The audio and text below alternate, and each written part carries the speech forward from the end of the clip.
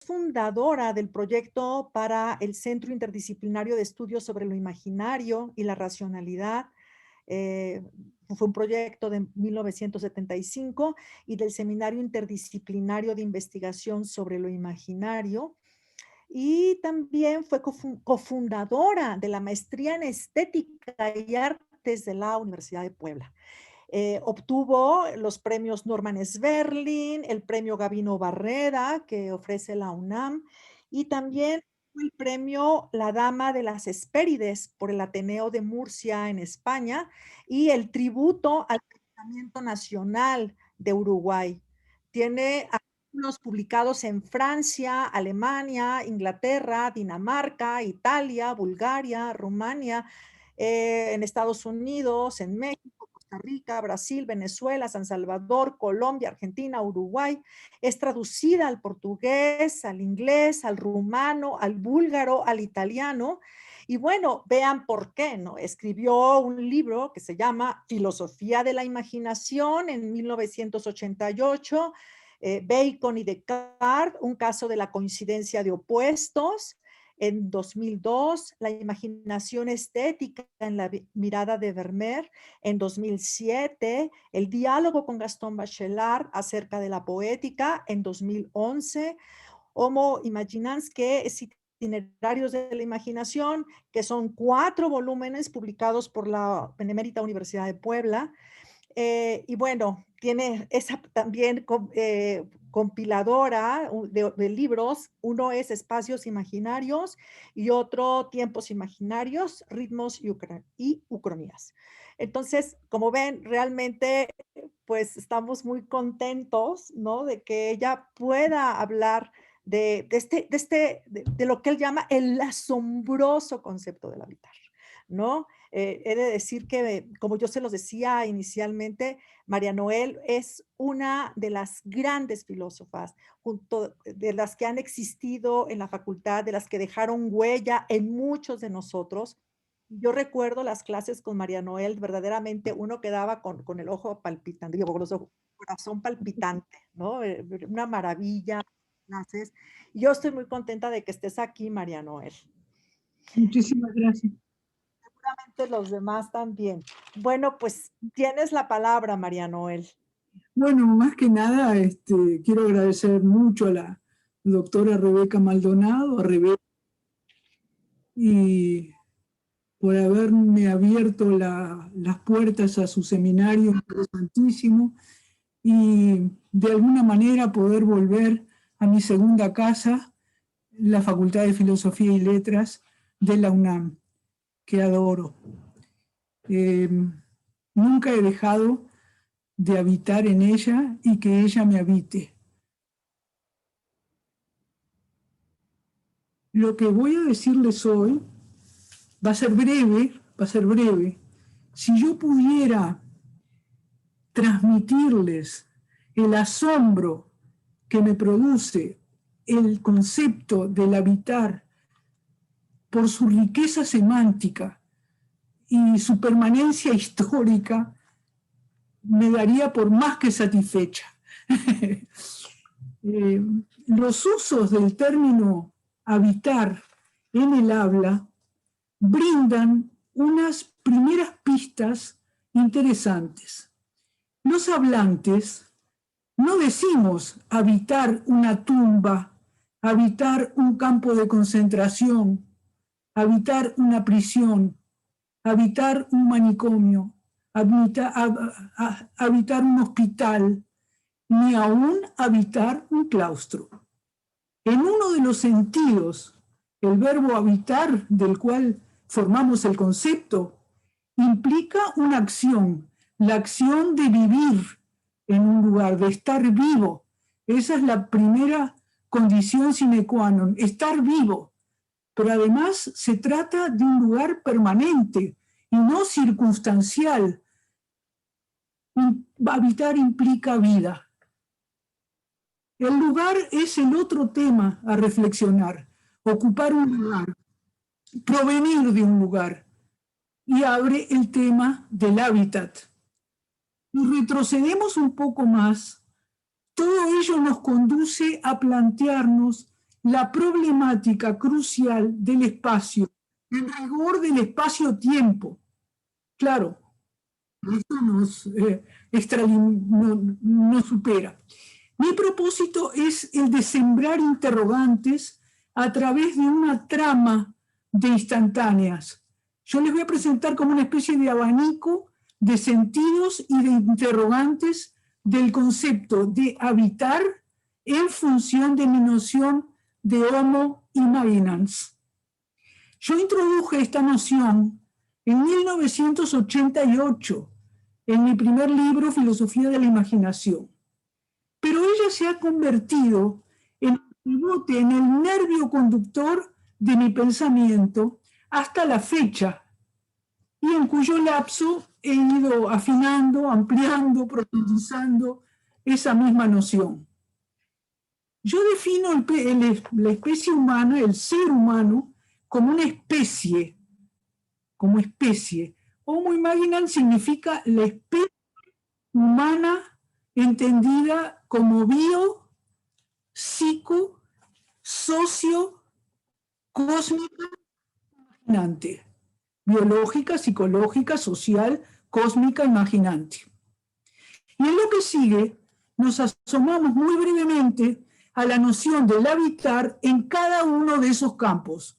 Por eso esto va a ser un despliegue de preguntas, un despliegue de pensamientos que ustedes podrán seguir. Así que, Rebeca, tienes un seminario para toda la vida. Es riquísimo el tema, es riquísimo. 1. El ámbito biológico abre un conjunto de interrogantes y respuestas a la pregunta: ¿cómo entender habitar en ese campo? Hay muchas maneras de entender habitar en el campo biológico, pero muchas. Yo voy a tomar una. La geografía, como un conjunto de áreas del habitar, espacios en la Tierra. El tema de los entornos geológicos, climas, tecnologías, etc.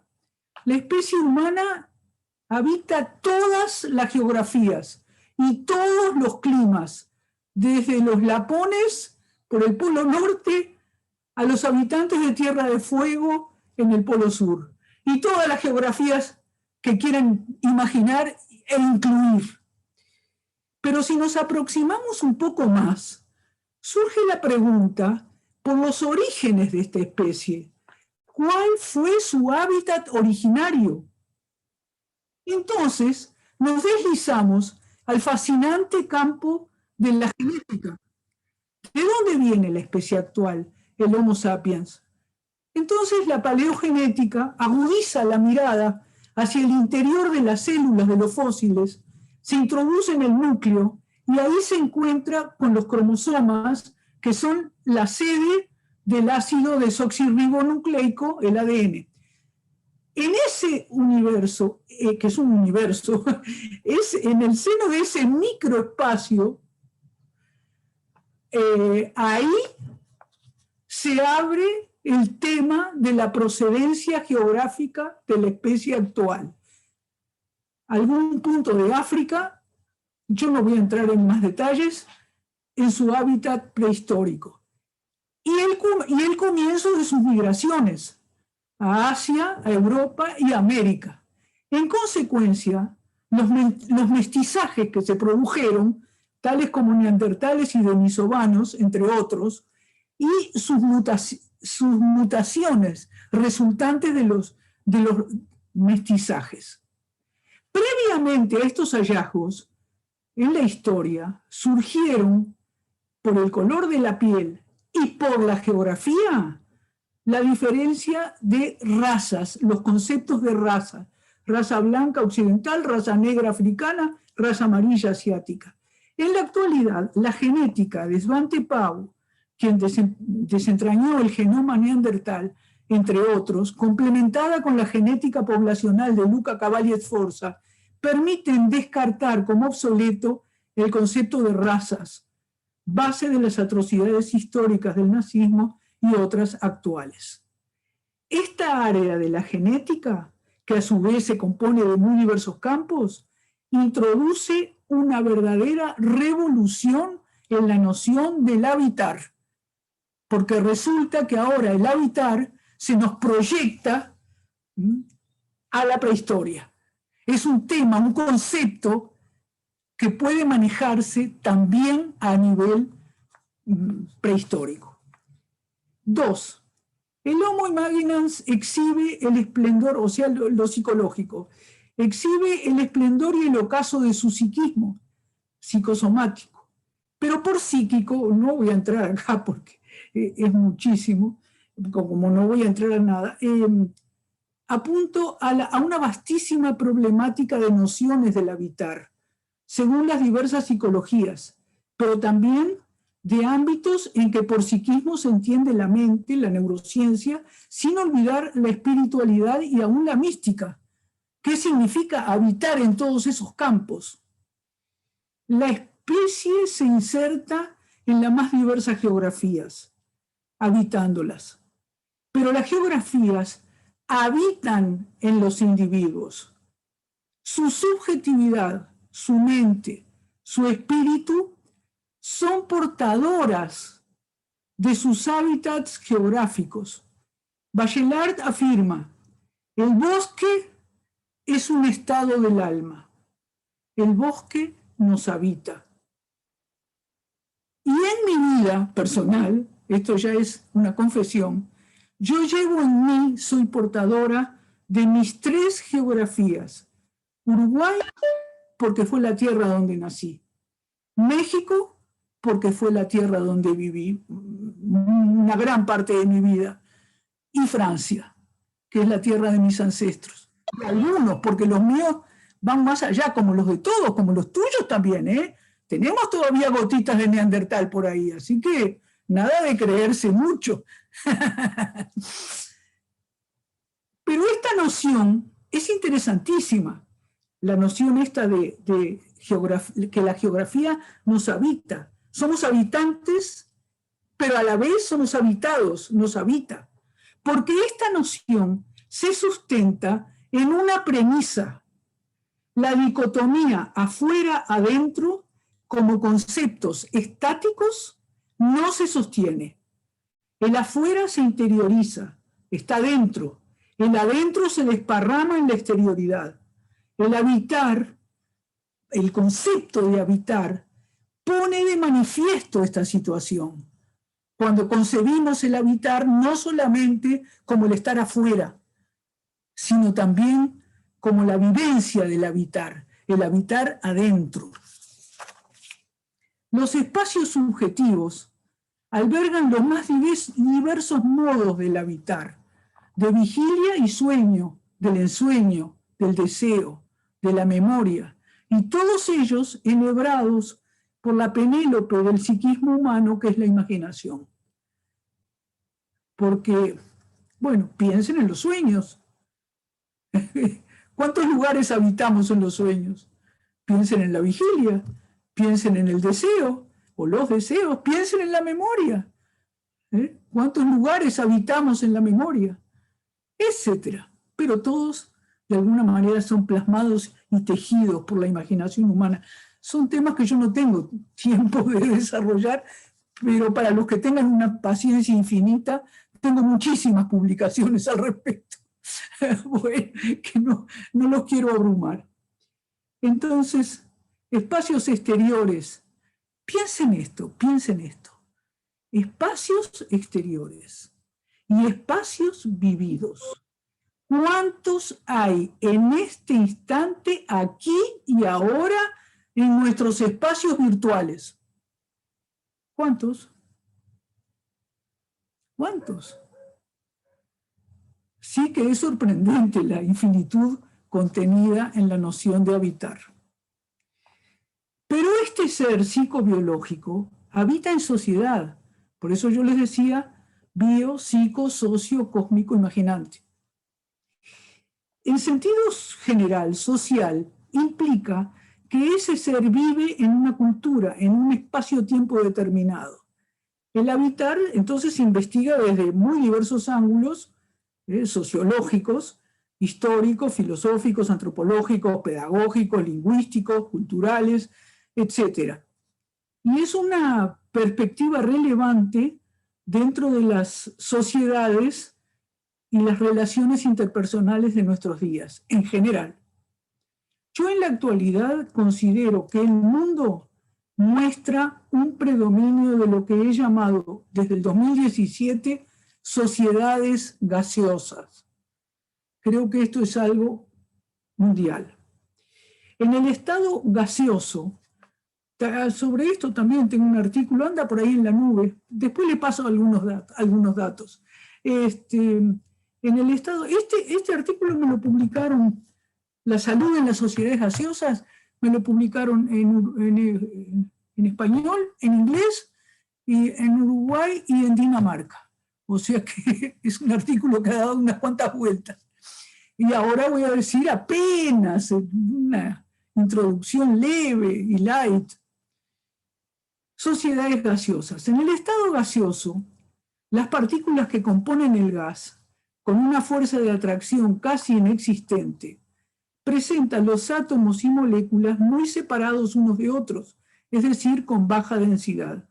Las partículas se mueven a altas velocidades y en cualquier dirección. Las sociedades gaseosas actuales, más allá de la diversidad cultural, étnica, política, religiosa, educativa, creencias y prejuicios, casi todas exigen esa característica de atravesar un estado caótico.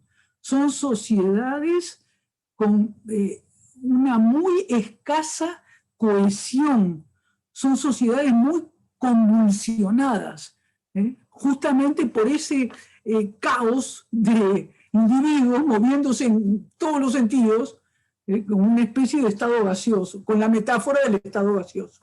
O sea que seguimos en la imaginación, porque esto es una metáfora, claro. Los átomos en las sociedades gaseosas son los corpúsculos espaciotemporales, eso en una geometría tridimensional, en una geometría bidimensional, los podemos reducir a puntos instantáneos, que es una metáfora de los individuos, cosa que ya también he trabajado por allá. Singularidades diversas, dispersas, sueltas y sin cohesión. Desde el punto de vista temporal, la sucesión de instantes, tal como la propone Gastón Bachelard, yo pienso que ha esfumado el sentido de duración en Riverson.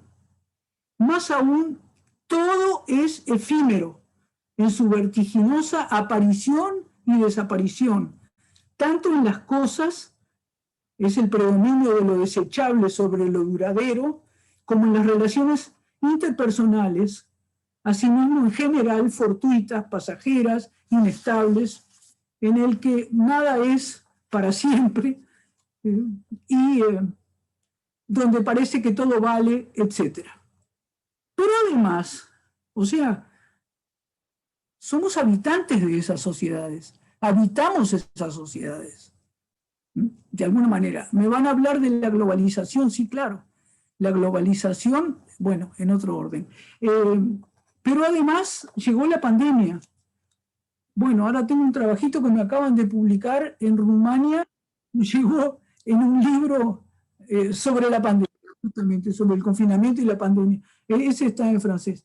Esas sociedades sumidas en la enfermedad colectiva, y yo voy a evocar a Empédocles de Agrigento, el presocrático, muestran el predominio de las fuerzas del odio, de la separación, de la desunión, de la fealdad, de lo monstruoso, de lo deforme.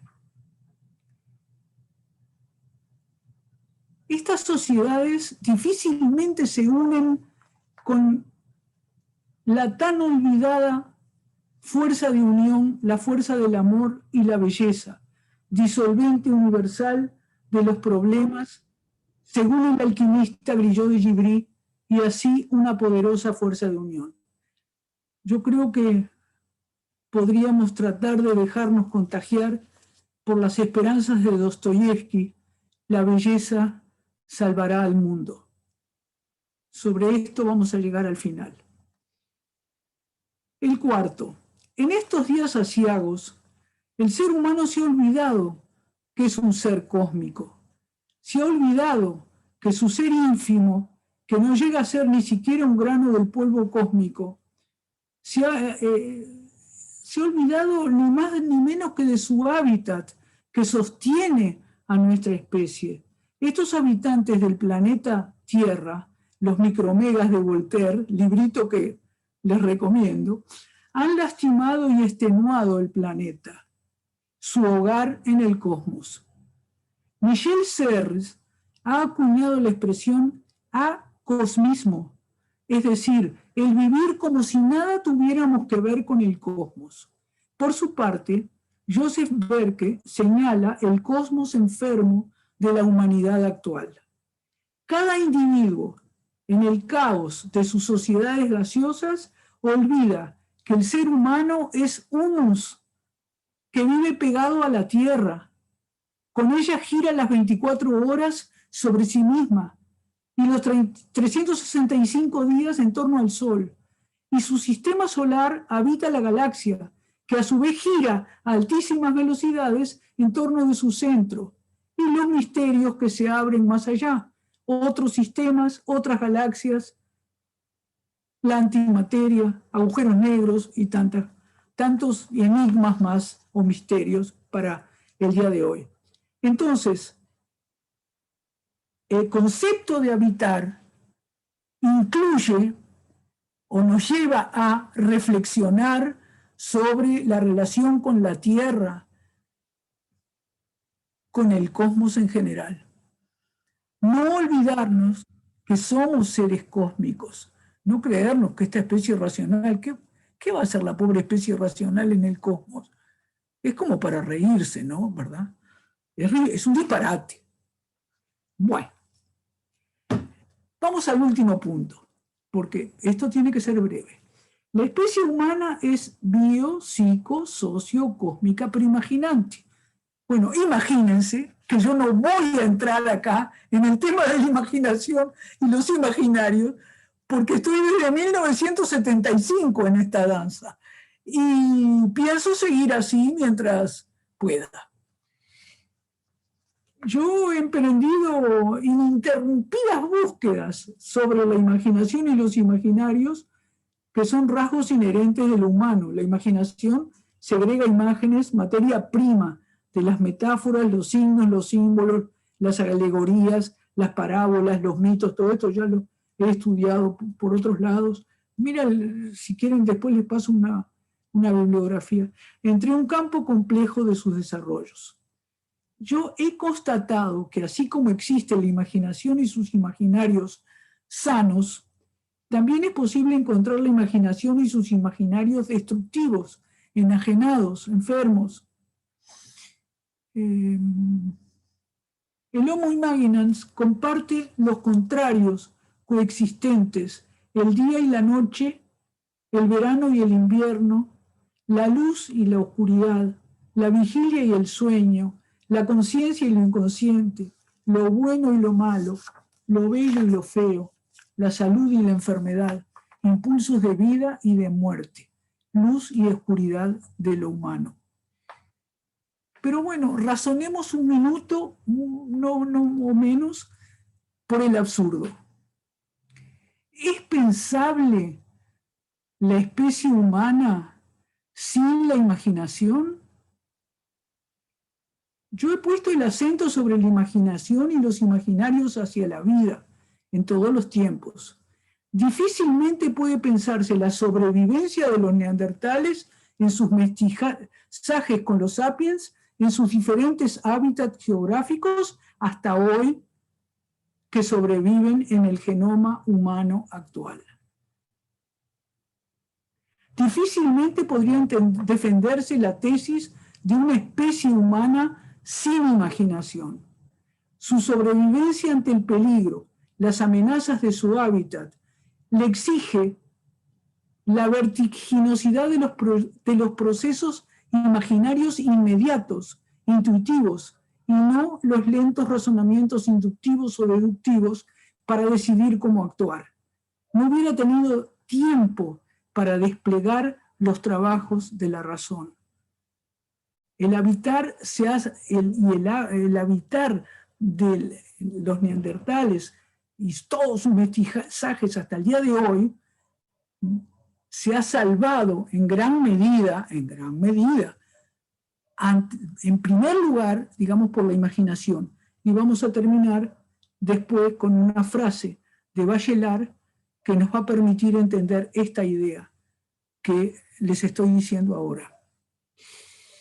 Por otra parte, la imaginación en la prehistoria ha quedado plasmada en imágenes pintadas en las paredes y techos de su hogar, que eran las cavernas, su hábitat. La pintura rupestre más antigua consta de rayas. Se encuentran además puntos y figuras geométricas y se despliegan en las pinturas de los animales de su hábitat, de su entorno. Es una descripción riquísima del hábitat, de su manera de habitar, en las escenas de caza, en las escenas de los animales que lo rodean, en las huellas de las manos, que es una gran incógnita. De ahí en adelante, todas las épocas, en todas las culturas que por supuesto no conozco, pero si alguien me puede decir alguna que no sea así, me encantaría saberlo. Creo que la imaginación y las imágenes han jugado un papel fundamental. Y en la actualidad, si llegamos a esta actualidad, vivimos bombardeados por imágenes de todo tipo. La vida transcurre entre imágenes en pantallas. Nuestro habitar, en gran medida, se ha vuelto virtual. Nuestro habitar pandémico, además, nos ha llevado a abrir estos espacios y a habitar estos espacios, como lo que estamos habitando ahora. El hábitat cósmico hoy sí está en crisis, una crisis cuya salida exige recuperar el cosmos perdido, como sostiene Taizen de Shimaru desde el Zen. Solo podremos resolver la crisis, es una cita, solo podremos resolver la crisis de nuestra civilización armonizándonos con el orden y la energía del cosmos. Esto da para pensar y para leer, para estudiar. Y desde la China de la filosofía, la sabiduría china antigua, de Lao Tse, y que se recoge en el libro de las mutaciones, en el I Ching, queda muy claro que un habitar humano más rico exige, de alguna manera necesita, como dice ahí, seguir la ley del cielo. Es decir, subir los ojos al cielo. Al cielo es una metáfora, es decir, al cosmos. Bueno, y para terminar, que en gran medida esto ya lo he tocado sin mencionarlo demasiado, el pensamiento de Gastón Bachelard señala un camino para recuperar la memoria de la cosmicidad en gran parte perdida. Y yo, para concluir, dejo resonar conjuntamente con la afirmación de Deshimaru, la afirmación de Bachelard: el mundo es bello antes de ser verdadero. El mundo es admirado antes de ser verificado. El trauma estético, la perplejidad, el asombro ante todo. Y la belleza es antes que el conocimiento. La relación estética a lo real es anterior, que además es imaginaria, es onírica, en fin. Acá hay todo un camino, acá hay todo un camino para seguir, con Bachelard y con otros filósofos. Es anterior a la demostración, al conocimiento, a la inferencia, a la racionalidad. Bueno, eso era lo que yo les quería decir en síntesis, porque ¿por qué me asombra el concepto del hábitat, de habitar? ¿Por qué me asombra este concepto? Porque si uno se asoma un poquito a las muy diversas significaciones, sentidos, a la semántica del concepto, uno se encuentra con una riqueza inabarcable por una sola persona o una sola vida. Todo esto que yo les he señalado acerca del concepto de habitar y el concepto conjunto, partener, que es el de hábitat, creo que da para muchas vidas. Bueno, muchas gracias. Es todo.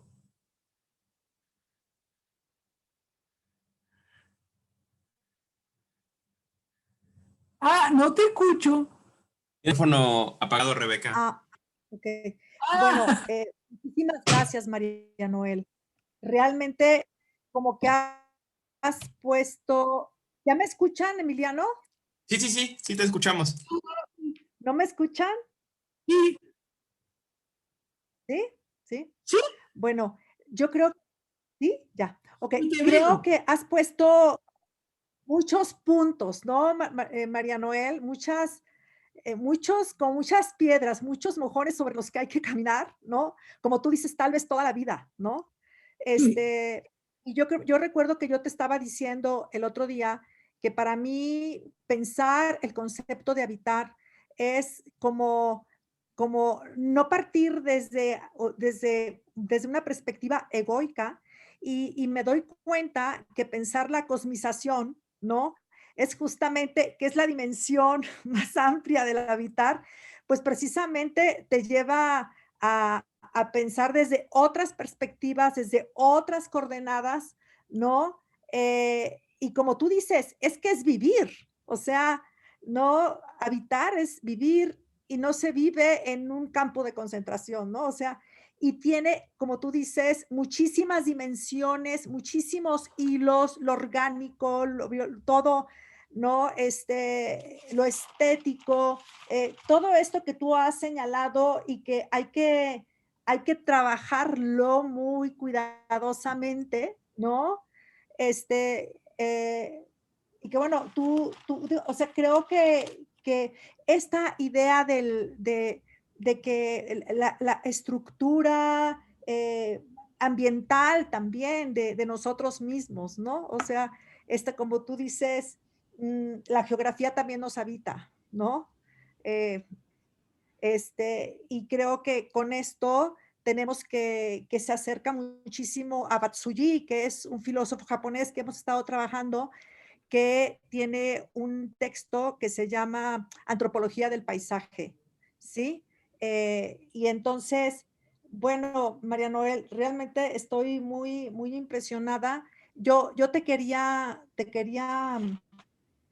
preguntar,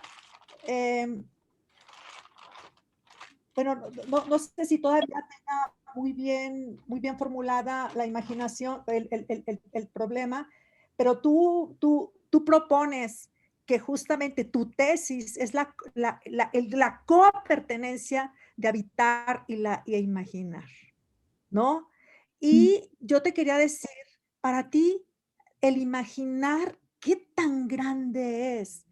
O sea, porque uno pensaría que es una dimensión simbólica de imágenes, etcétera, pero ¿en qué medida también es un Faber, ¿no? O sea, también no iría al hacer, ¿no? Al Claro, ajá. claro. Es decir, eh, la imaginación es un campo muy inmenso y complejísimo y con muchísimos matices, acepciones, senderos por dentro. Yo no puedo ahora determinar, ¿no? Pero sí, claro, porque también se puede después recorrer el camino de la imaginación en la ciencia, en la creación científica. Lo que es muy divulgado y muy trillado son las frases de Einstein, pero son ciertas. Es decir, sin imaginación no hay incluso ciencia posible, porque las hipótesis, ¿verdad? Las posibilidades o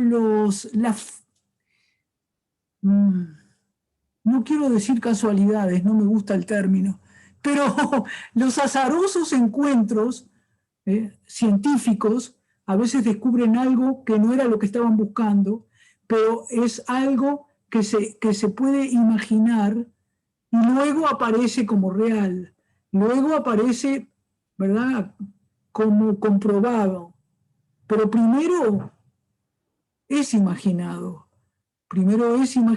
para poder después salir. O sea, la imaginación también tiene su partener en su exteriorización, vamos a llamarle, de esta manera que no me gusta porque no es muy cierta, pero es decir, de alguna manera se objetiva y las imágenes se vuelven objetivas en el sentido de exteriores. Entonces sí, en el ámbito psicológico atraviesa todos los ámbitos y en los ámbitos del quehacer humano también, incluso en el ámbito no solamente científico, artístico, en los mitos, pero también en la mística. Es decir, los grandes místicos de Occidente y también algunos que conozco de Oriente, es decir, la imaginación desempeña un papel central. Es decir, en el fondo, las místicas expresan la imaginación humana, una forma de la imaginación humana. Incluso, por ejemplo, hay algo muy interesante. Bueno, hay mucho. Pero, por ejemplo, en San Ignacio de Loyola, los ejercicios espirituales empiezan con la composición del lugar, dice él. Es decir, el habitar de cada lugar de los que nos habla la Biblia, ¿verdad? Es un tema pero fascinante. Mira, hasta se me enchina la piel, porque cuando te acercás por donde te acerques, hay significados, hay caminos, hay búsquedas, hay libros, hay mucho para hacer. Y finalmente él habla en su autobiografía de toda su trayectoria, etc.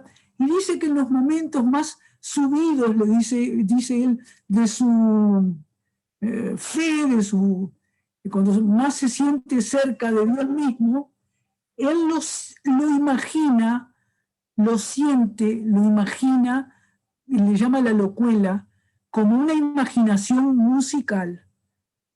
Es impresionante, porque, bueno, tengo un librito que, por cierto, es colectivo, de un seminario que hicimos, ¿te acordás? De un congreso que organicé, Espacios Imaginarios, y yo ahí trabajé espacios místicos de la intimidad. O sea, cómo uno habita espacios en la intimidad, que es yo qué sé, más que matiz, porque decir matiz es hacerlo muy pequeño, es mucho más, es otro camino, otra investigación, otro libro.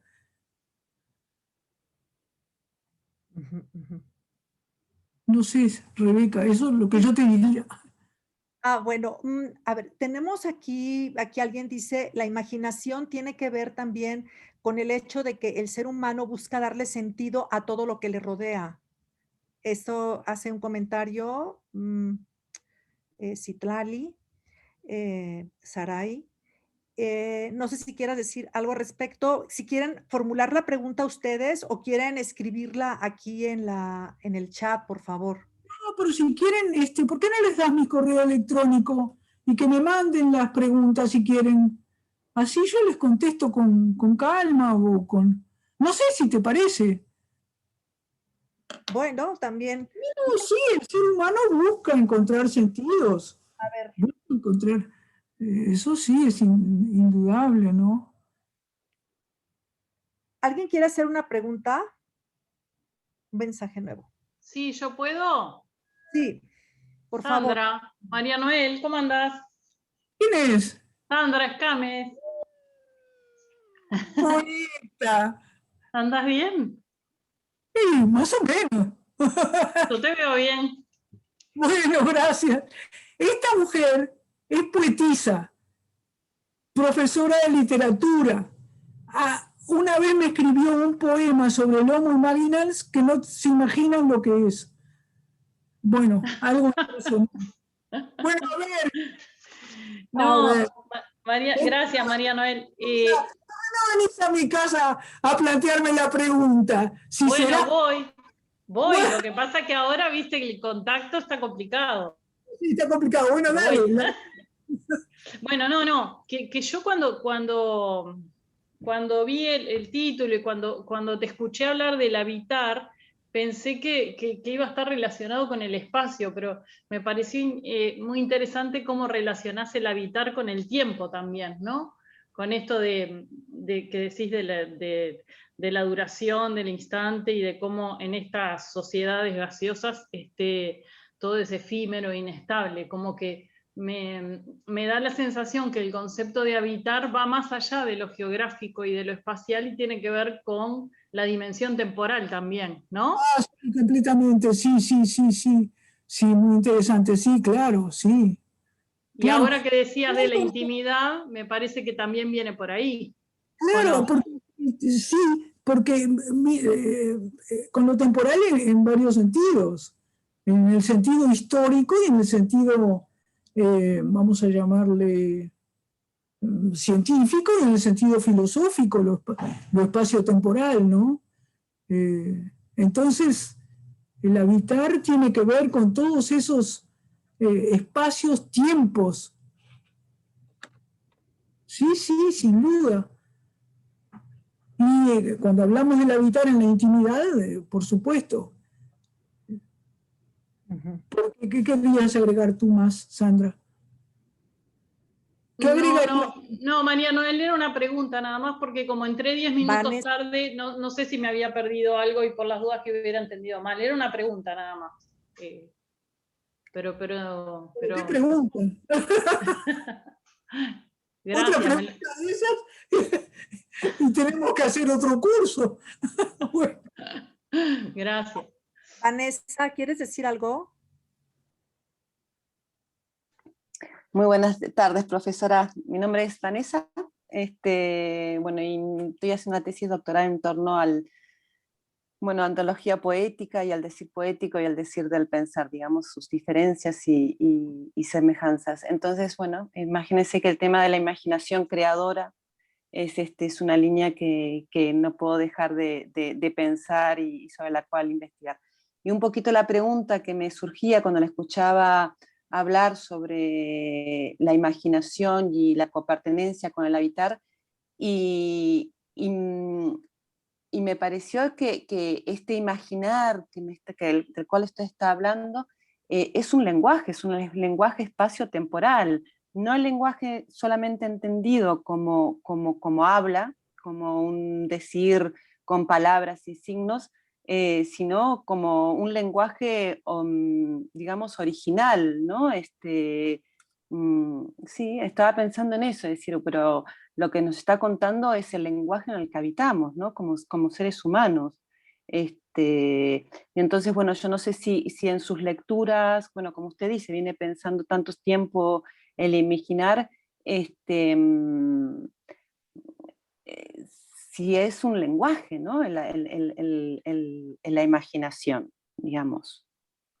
Yo no sé si te contestaré rápidamente, pero lo que yo te diría es que los procesos de la imaginación entran en los procesos lingüísticos. Entran, por ejemplo, en el proceso de la comunicación entre un emisor y un receptor. Todos la estructura del proceso está de alguna manera permeada por la imaginación misma. O sea, que en el lenguaje sí interviene la imaginación. En el lenguaje, en grandes líneas, humano. En grandes líneas, sí. O en las lenguas que componen el lenguaje, por supuesto. Por eso decimos pensar en una lengua, etcétera. O en los dialectos que componen las lenguas, que hay distintos dialectos en los cuales la imaginación se presenta de distintas maneras. No sé si me explico. Lenguaje, lengua, dialectos, y después llegamos a los idiolectos. Los idiolectos es la manera de hablar de cada uno. Entonces, los imaginarios,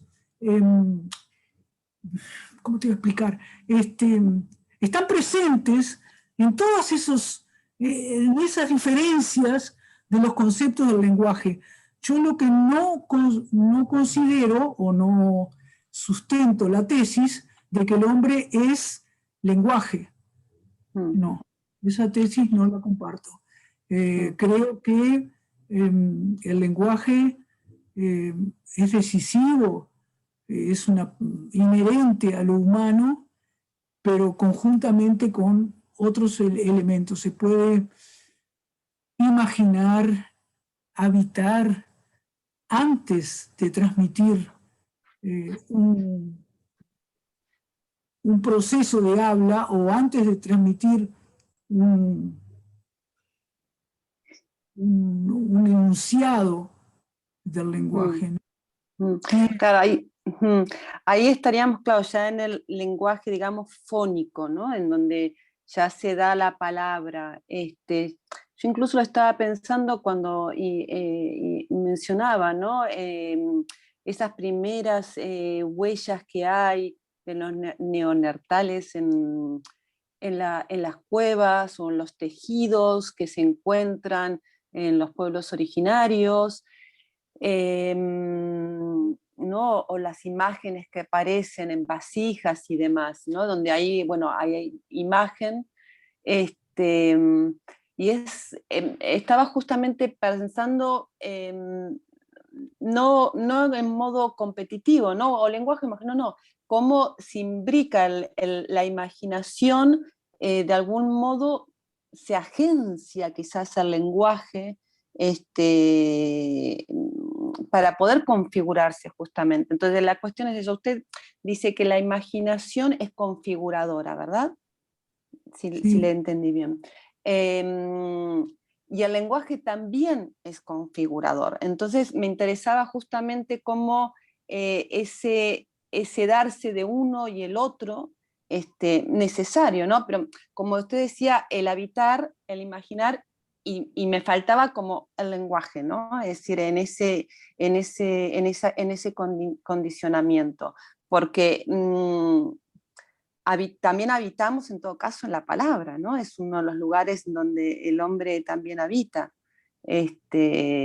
Poética, no sé, creo que, bueno, en Bachelard lo estábamos, en este texto que estuvimos leyendo, ahí se muestra, ¿no? Justamente cómo en la poesía quizás es un buen ejemplo para ese lugar en donde se encuentran la imaginación creadora, y el decir, ¿no? El decir poético.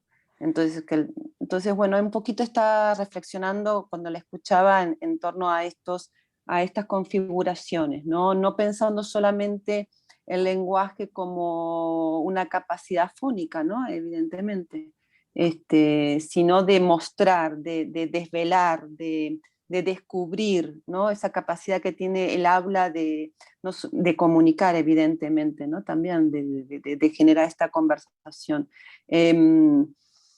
Y entonces, bueno, pensaba en eso, en cómo la imaginación, me gustó mucho lo que decía del entretejido de la imaginación. Y me causaba, decía, wow, porque claro, yo siempre lo había pensado más, ese lugar que usted estaba hablando de la imaginación, yo siempre lo había pensado más en el lenguaje. Claro. Pero sin rechazar ni uno ni otro, ni enfrentarlos, ni ponerlos a competir, ¿no? Sino el encuentro. de la riqueza impresionante que tiene este concepto. Claro, el habitar en el orden del lenguaje, claro, y por ahí tienes todo un campo enorme. Yo he trabajado, y de paso para Sandra también, ya les contesto a las dos, tengo un artículo publicado, pero está en francés, que se llama, es una poética del habitar, habitar y el temporalizar, del habitar y el temporalizar. Es decir, también se los podría mandar. Es acerca de una poética del habitar y el temporalizar. Aquí está Emiliano. ¿A dónde anda? Aquí está prendiendo la cámara. Ahí está. Ah, bueno, dale. ¿Qué tal, profesora? Primero que nada, muchas gracias. Emiliano de aquí de Ciudad de México. Yo me quedé con dos cuestiones que me llaman la atención de lo que dijo, ¿no? Una, que ahora respondiendo a la primera pregunta, me pareció muy pertinente, que es la pregunta por el habitar no es sin más una pregunta por el espacio, ¿no? O sea, es una cosa que hemos encontrado en la investigación, ¿no? O sea, hablar de espacio y de tiempo hasta cierto punto implica una abstracción, ¿no? El habitar, el hábitat es un entretejido de relaciones espaciotemporales, ¿no? O sea, uno no habita a secas el desierto, como por ejemplo Watsuji creía, ¿no? O la pradera. El desierto, la pradera, están cambiando todo el tiempo y nuestra relación con ellos también cambia, ¿no? O sea, no son lugares dados, digamos, a los que luego nos insertamos, sino creo que el habitar hay que pensarlo más como este eje histórico, este entretejido de relaciones históricas, ¿no? O sea, que se dan en un tiempo concreto y que van cambiando y desarrollándose, ¿no? Entonces eso me gustó mucho. Y a mí lo que quería un poco traer a colación es el tema de la cosmización, ¿no? Me pareció sobremanera interesante. No te entendí. ¿De qué? De la cosmización. Me pareció una cosa bien interesante para la pregunta por el habitar, ¿no? Y me gustaría preguntar su opinión sobre, creo que cuando nos pensamos como parte del cosmos, ¿no? De sistemas tan complejos que escapan a nuestro entendimiento, nos reconocemos como parte, pero creo que también hay otra dimensión que es la de reconocerlo como límite, ¿no? O sea, el habitar humano acontece en unas condiciones muy peculiares, muy restringidas, ¿no? En un universo muchísimo más amplio que nos excede en todas sus dimensiones, ¿no? Excede todas nuestras capacidades, incluso casi de pensar, ¿no? O sea, y siempre pensaba justo sobre Verdad y Mentira, el sentido extramoral de Nietzsche, ¿no? Cuando hace esta pequeña reflexión sobre el cosmos, ¿no? Que dice esta especie en un planeta frío que inventó la verdad, ¿no? Que existió durante un tiempo. Siempre me parece, o sea, ese momento en Nietzsche me parece interesante cuando utiliza el cosmos para tomar perspectiva, ¿no? O sea, el problema de la verdad no es el problema, sino es algo que aconteció en un instante muy preciso, en un planeta muy preciso, y que fue un instante en un cosmos mucho más amplio, ¿no? Creo que es interesante pensar la cosmización como reconocernos como parte del todo, pero también me parece interesante pensar, y quería ver qué pensaba usted de esta idea de pensarlo como límite, ¿no? Como el límite del pensar, como el límite del alcance humano y de algún modo la confrontación con lo otro, lo que no somos nosotros, que es pues la mayoría del universo, ¿no? Bueno, la cuestión del tema del límite sí es sumamente interesante en todos los sentidos, en muchos sentidos, digamos. Y yo creo que justamente la imaginación humana es una función que en general, o casi diría yo siempre, le es inherente el ir más allá de los límites, el trascender los límites. Límites que no se pueden de repente transgredir del punto de vista orgánico, del punto de vista físico, los puede transgredir la imaginación. Y de hecho, los transgrede. O sea que los límites, tengo un epígrafe, creo que es en el primer libro, ya no recuerdo en cuál, que dice que los límites solo existen para ser transgredidos. Es decir, los límites de alguna manera son fronteras fronteras que permiten comunicarse con algo que va más allá del límite. Y eso que está más allá del límite, en general, y al principio sobre todo, o a los comienzos de una investigación, es lo que se imagina acerca del... Es decir, yo creo que la imaginación lo que hace es transgredir los límites. El habitar, que siempre de alguna manera, creo, está atravesado por imágenes, también lo que hace es transgredir los límites, sus propios límites. Por eso también lo de la exterioridad y la interioridad, eso de los límites de lo exterior con lo interior, ¿verdad? De lo subjetivo con lo objetivo, como si fueran polos, digamos, o ámbitos separados, creo que dejan de tener sentido, que no se sostienen, porque hay una proyección a la exterioridad, que somos nosotros, y una interiorización de la exterioridad. Yo creo que eso me parece muy importante. O sea que la noción de límite, más bien como una especie de membrana que permite ósmosis, que permite los procesos de intercambio de las células, por ejemplo, el proceso de ósmosis en ciencia, ¿verdad? Y creo que filosóficamente también. O sea que sí hay límites, inevitablemente. Por ejemplo, el hombre no podía volar hasta que inventó, bueno, Leonardo, y después se perfeccionó muchísimo Ay, más. creo que se ha interrumpido.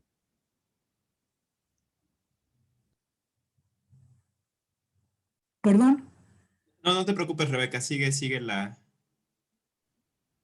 transmisión. Natalia, ¿sigue? Natalia, sigues ya. Creo que no te oímos. Ya, perdón, tenía el micrófono apagado. Hola, María Noel, qué gusto verte. Ahí está, no digo nada. Habla tú.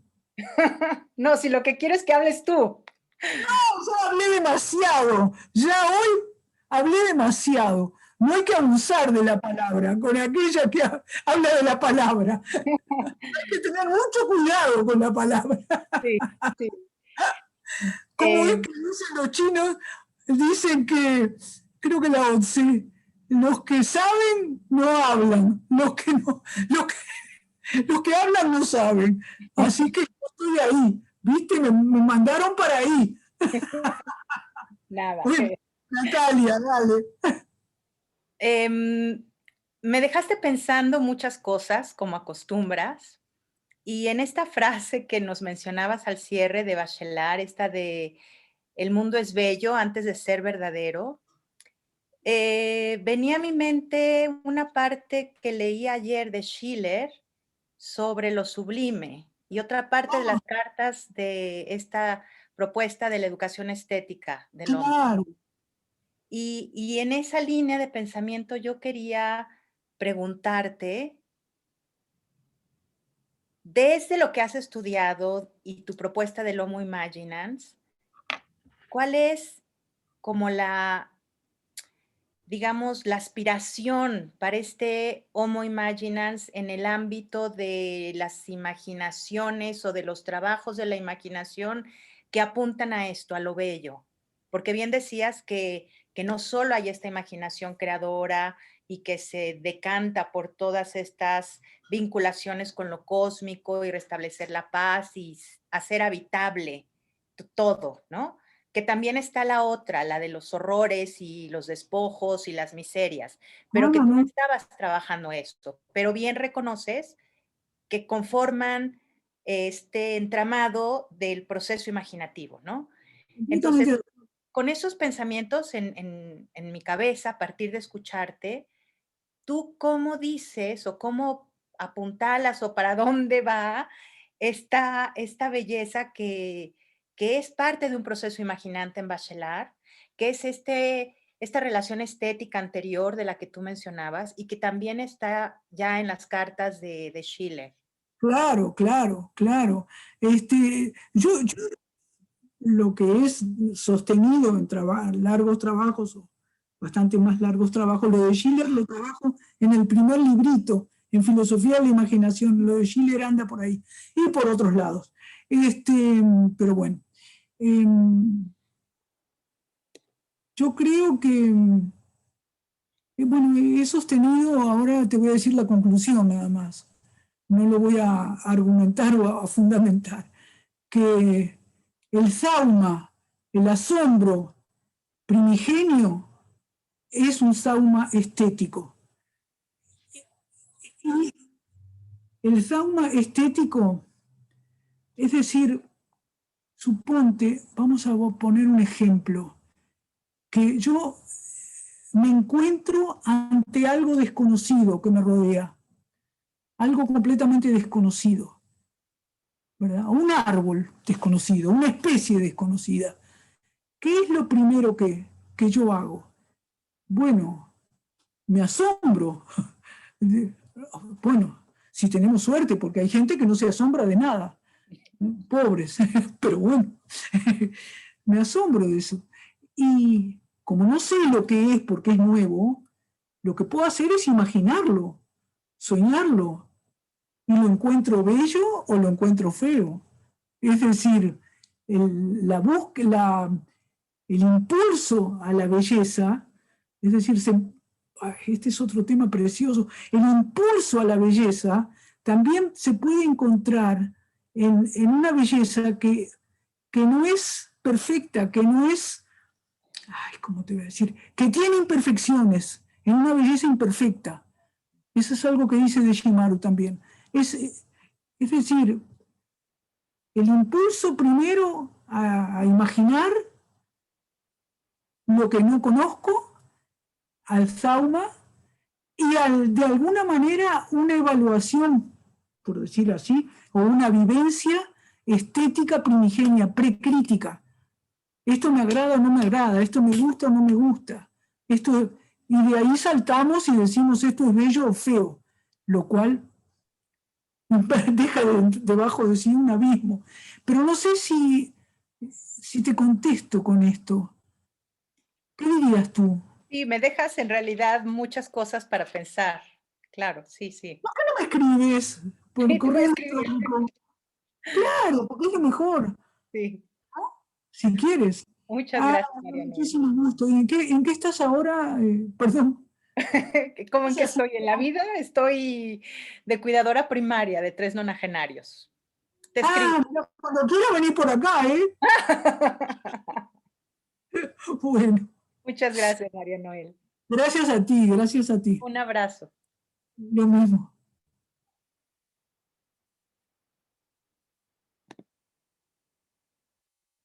¡Nos vamos, Rebeca!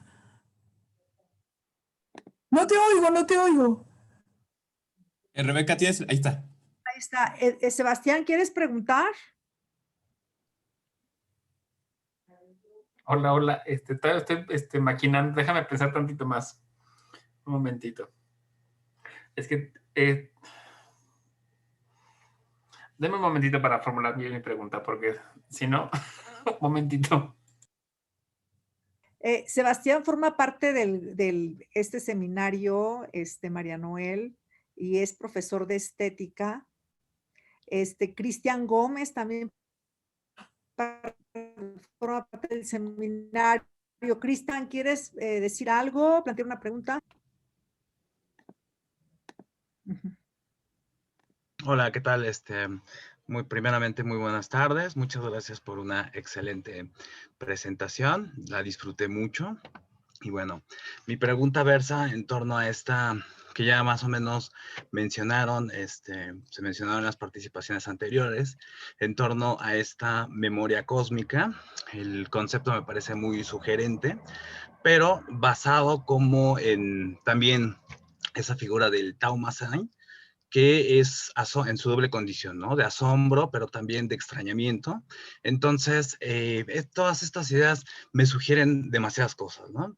En el sentido de, pues, si bien la memoria básicamente es aquello que también me hace pensar si el mundo externo, ¿no? Como mencionaba doctora, de estas interrelaciones, de estos andamiajes entre la interioridad y la exterioridad, como una confección de la subjetividad.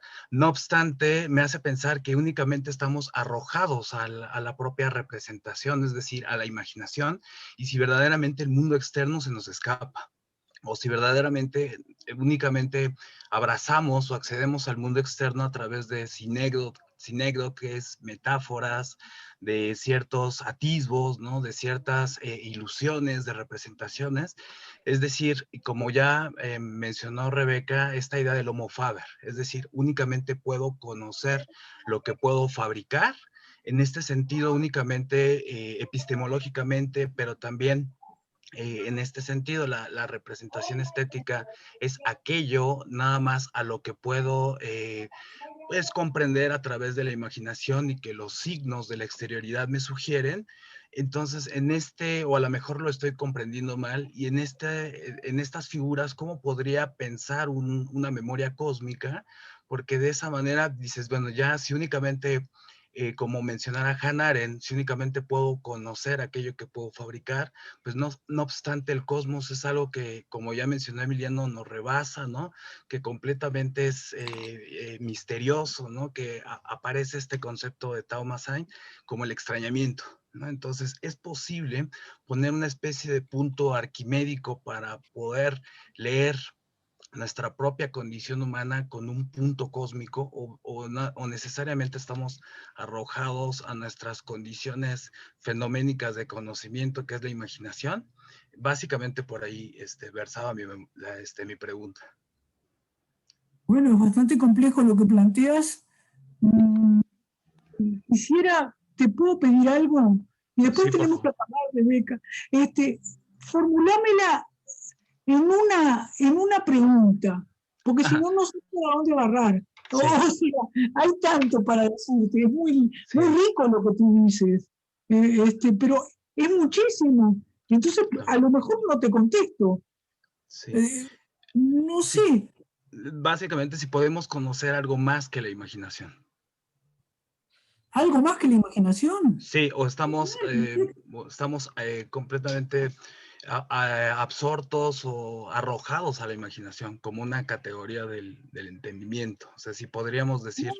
No creo que sea una categoría del entendimiento.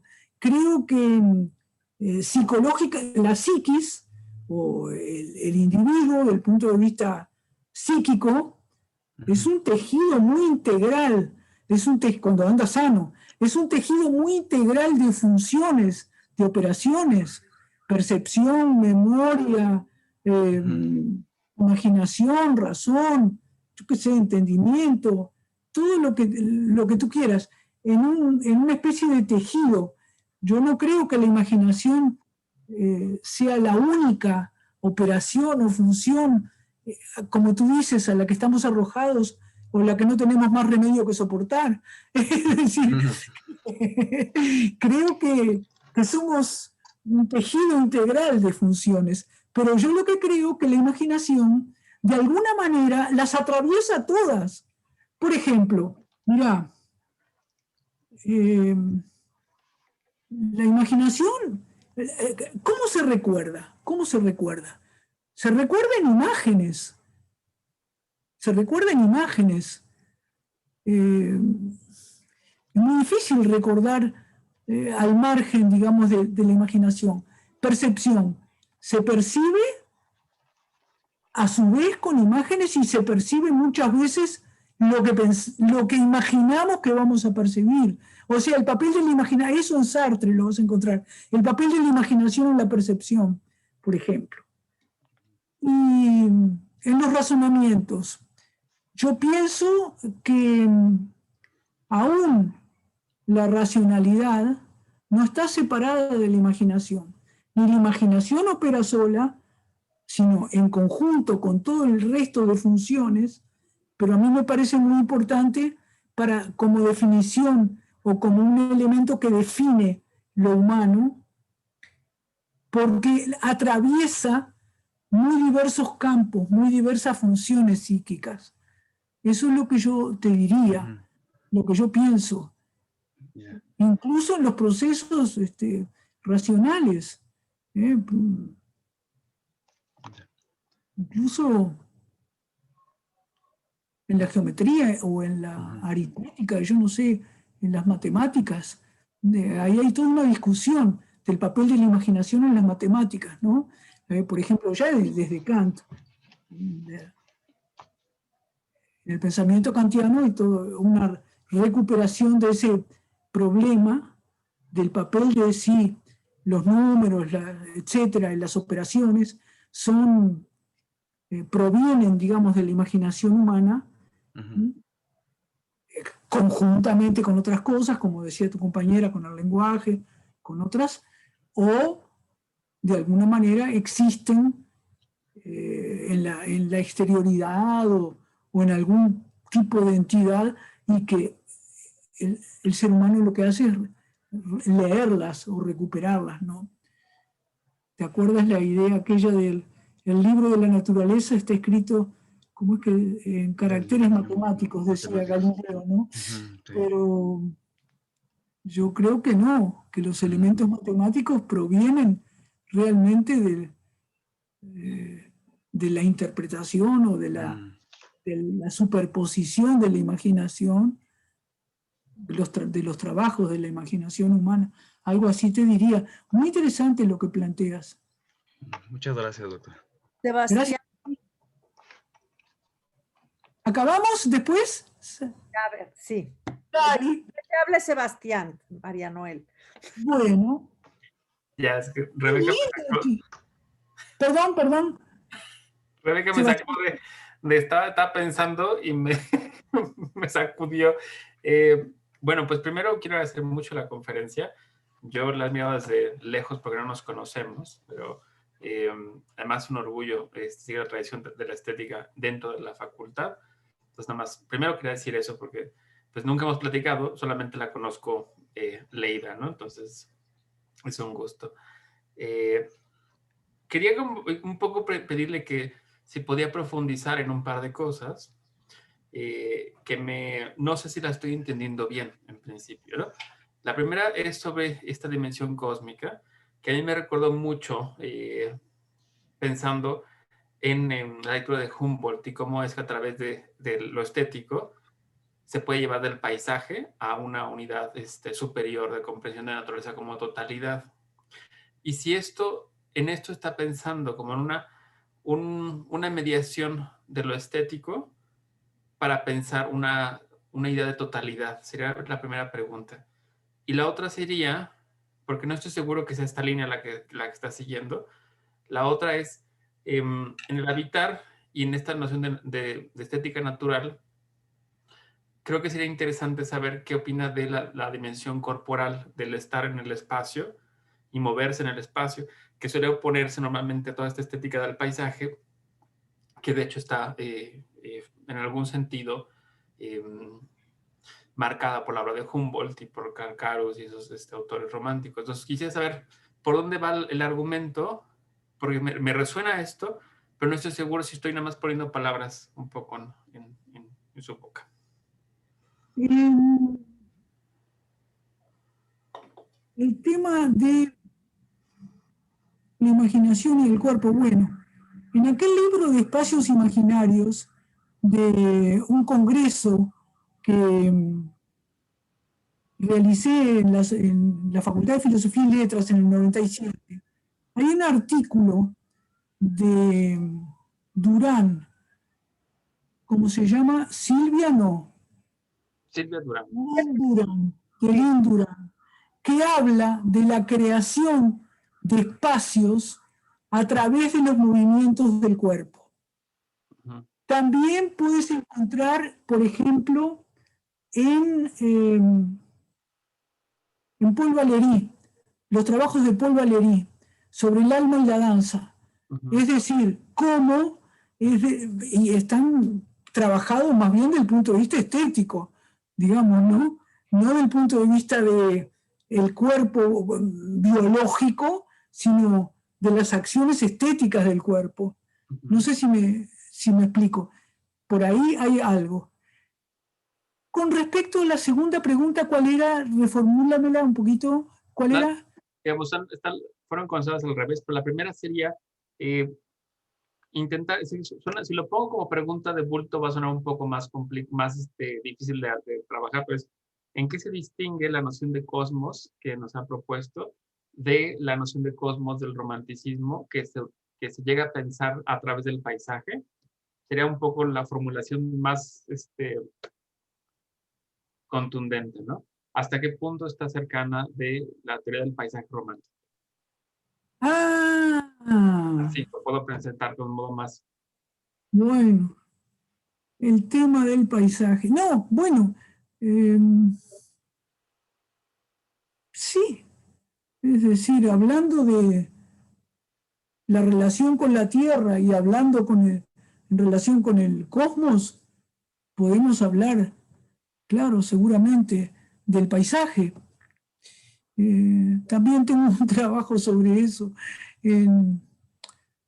un trabajo que tengo sobre Siqueiros, porque hubo una exposición sobre la pintura de Caballete, los paisajes en Siqueiros, y yo justamente empecé con la noción de paisaje. Pero bueno, para resumir,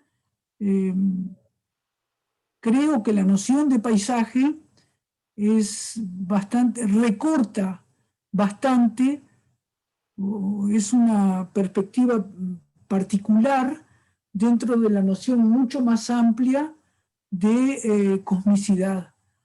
Es decir, me parece que es un aspecto de la relación con el cosmos, ¿verdad?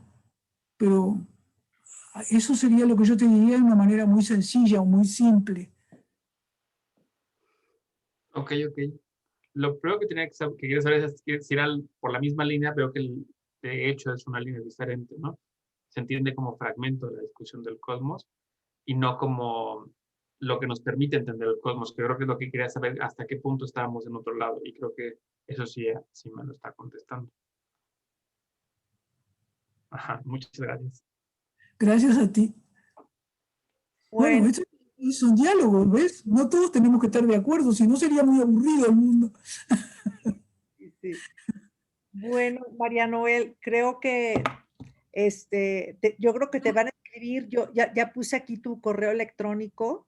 Sí, que me escriban tranquilamente. Sí, y bueno, aquí sí aparece, aquí aparece una pregunta de Jorge Noriega. Buena tarde, al principio de la intervención señaló diferentes espacios que no son especialmente sitios deseables para habitar, que son más bien espacios en los que se obliga a estar. Mi pregunta es, ¿qué opinión tiene acerca de este confinamiento obligatorio, de ninguna manera deseable? ¿Y cómo hacer para hacer un poco más vivible este espacio así impuesto? Ay, qué lástima, tengo todo un artículo, pero está en francés. Me lo acaban de publicar en Rumania sobre el confinamiento como el habitar en el confinamiento. Y entonces él dice, ¿puede la imaginación instrumentarse para producir otro tipo de habitar más deseable? Sí, claro, yo qué sé, en el reino de las utopías, digamos, por ejemplo, la imaginación trata de crear o contribuye a crear otros mundos posibles, otros mundos, y no porque la imaginación primero tiene una función de negación, de rechazo de algo para proponer otra cosa, una alternativa, algo diferente, algo que va más allá de esos límites, ¿no? Sí, el mismo, estudiando a Bachelard, uno se da cuenta que él buscaba como tejer en esta polaridad dentro y fuera, ¿no? Entonces, uno se da cuenta que la cosmización pues no es algo que tenga que ver así con lo infinitamente grande, sino que justamente pues la cosmización tiene que ver, por ejemplo, la relación entre la casa y el árbol, ¿no? Por ejemplo, ¿no? O el clima y la casa, o, ¿no? Entonces, como que la cosmización es algo que está mediado por el habitar finalmente también, ¿no? Claro. No, perdón, estaba leyendo una pregunta que apareció por ahí. Ah, No, sí, sí, sí. Ah, bueno, pero bueno, entonces aquí, bueno, ¿nos puede dar los detalles de su artículo sobre el confinamiento? sí, porque también está, creo que lo publicaron acá en una revista, en Relaciones, me parece, me tengo que fijar, porque el otro más largo, digamos, es el que acaba de aparecer en Rumania, en francés, en un libro bilingüe, rumano-francés internacional. Pero ese otro creo que lo tengo acá, sobre el confinamiento, sobre el habitar. No le llamé habitar, pero es el habitar en el confinamiento. Bueno, bueno, María Noel, pues aquí ahorita no hay más preguntas, pero bueno, si me pasas el dato, María Noel, de tu artículo sobre el habitar y el confinamiento y la pandemia y todo esto, pues para podérselos dar a ellos, ¿no? Ujú. Que te pase esa bibliografía. Si me puedes pasar bueno, si tienes un PDF Ah, o sí. ¿Qué artículos? En la poética del habitar y temporalizar, ¿no? ese y también este último que dices que has publicado sobre la pandemia Ah, sobre el confinamiento. Sí, sí, sí, sí. y la imaginación. Sí. Sí, sí, sí, sí. Bueno, pues yo les agradecemos, María Noel, la asistencia de todos. Ajá, gracias por su interés. Y algo que ha señalado Sebastián, ¿no? Que María Noel pues forma parte de, ya lo que ya dije, pero además que es alguien que hay que leer para enterarse del pensamiento estético en México, ¿no? Y en Latinoamérica. Así que, pues yo los invito a que pues lean sus libros, ¿no? Espero que ya abran las bibliotecas. Pero la verdad yo hace poco hice un texto sobre María Noel y la imaginación en el Zen y realmente uno se da cuenta de todo lo que alimenta el pensamiento de María Noel y descubrí también que era muy cercana al pensamiento Zen, ¿no? Sí, sí. Bueno, muchísimas gracias, María Noel. Muchas gracias a ti y Muchísimas a gracias, todos los profesora. participantes y que realmente tienen un seminario hermoso y que le van a poder seguir sacando mucho jugo por muchos años. Sí, seguro. María Noel, Bueno, por luego nos escribimos. chao. Muchas gracias, Rebeca. Gracias a todos. Chao. Chao, gracias. Luego, gracias. Hasta luego, profesora. Muchas Hasta luego. gracias. ¿Me mandás el link? Gracias. Gracias.